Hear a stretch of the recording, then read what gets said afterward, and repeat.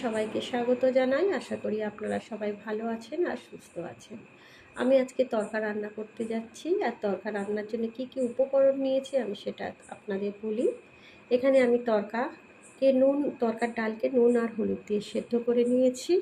এখানে নিয়েছি টমেটো কুচি, ধনেপাতা কুচি, লঙ্কা কুচি, আদা কুচি, রসুন কুচি আর পেঁয়াজ কুচি। নিয়েছি একটু সরিষার তেল, ডিম, আর নিয়েছি কাসুরি পাতা আর জিরে। আসুন আমরা সহজ পদ্ধতিতে কিভাবে তরকা রান্না করি আপনাদের দেখাই।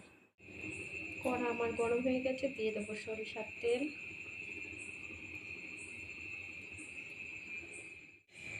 তেল গরম হয়ে গেছে, এবার মধ্যে আমি দিয়ে দেবো রসুন কুচি, আদা কুচি আর লঙ্কা কুচি।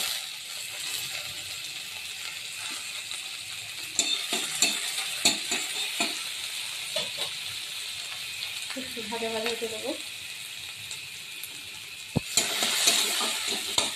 পেঁয়াজ কুচি,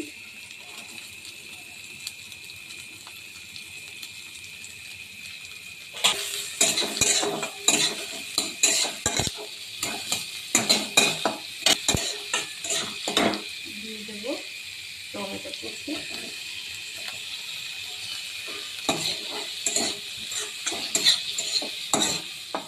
জিরে একটু ফোড়ন দিয়ে দেবো।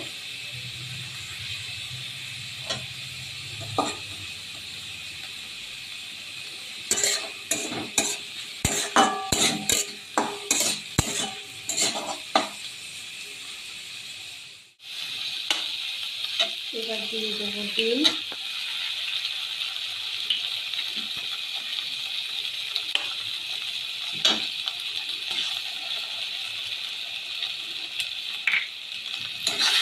নেড়ে দেবো।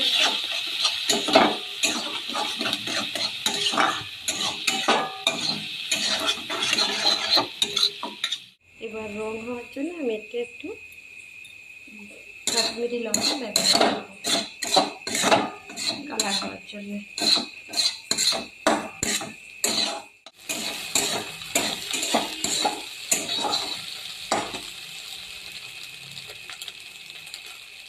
এবারের মধ্যে আমি সেদ্ধ করা তরকার ডালটা ঢেলে দেবো, যেটা নুন আর হলুদ দিয়ে আমি সেদ্ধ করে রেখেছি।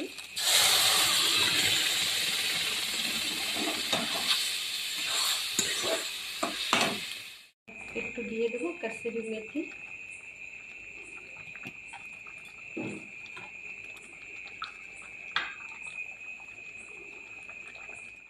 এক চামচ তরকা মশলা,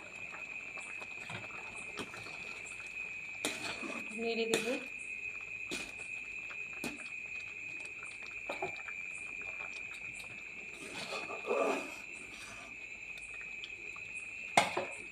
পুরোপুরি রেডি হয়ে গেছে। এর মধ্যে আমি দিয়ে দেবো একটু ধনেপাতা,